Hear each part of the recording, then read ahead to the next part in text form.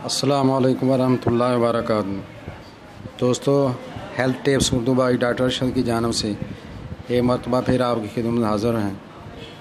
اللہ پاک کے حضور دعا ہے کہ آپ جہاں کہیں بھی ہوں اللہ تعالیٰ آپ کو صحت تندرستی عطا فرمائے۔ اللہ تعالیٰ آپ کے جان مال میں عزت آبرو میں اللہ برکت عطا فرمائے۔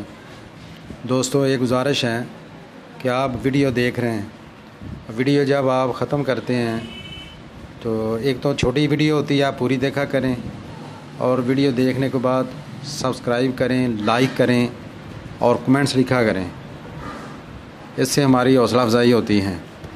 آج ہم آپ کے لیے جو ایک موضوع لائے ہیں وہ ایک دوائی ہے اور تقریباً 10 بیماریوں یا اس سے بھی زیادہ کا وہ کام کرتی ہے۔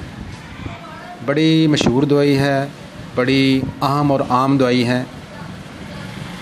یہی ایک دوائی جو ہے اگر آپ گھر میں رکھ لیں تو آپ اتنی بیماریوں سے آپ جو ہے وہ بچ سکتے ہیں۔ اگر کسی کو بہت زیادہ سردی لگتی ہو اور گرم کپڑوں میں بھی اس کو سردی لگتی ہو تو اس کے لیے بھی یہ دوائی ہے۔ آپ علامتیں نوٹ کرتے جائیں۔ اور ایک بے چینی ہے، جسم کے اندر بے چینی ہوتی ہے، مریض ایک جگہ بیٹھ نہیں سکتا، وہ بھی یہ دوائی لے سکتا ہے۔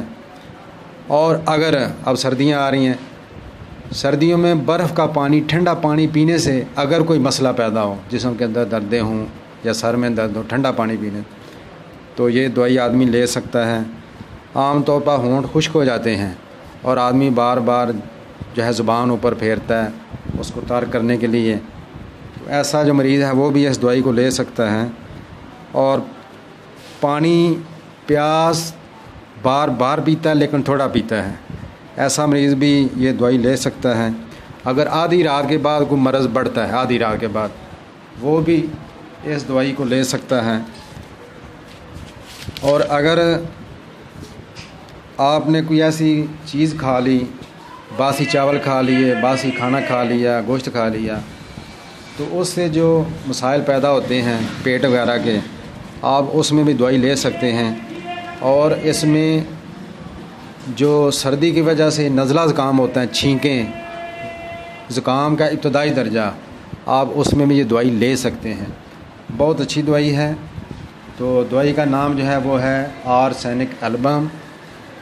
دن میں دو قطرے 3 مرتبہ، دو قطرے 3 مرتبہ آپ نے لینے ہیں۔ المسعود کمپنی کی لے لیں۔ دوستو، آپ ہمارا چینل جو ہے وہ سبسکرائب کریں۔ آپ نیچے دیکھیں ایرو کا نشان، تو سبسکرائب لکھا ہوگا، اس پہ آپ کلک کریں، لائک کریں، کمنٹس کریں۔ اپنا خیال رکھیے گا، انشاءاللہ پھر ملیں گے۔ السلام علیکم۔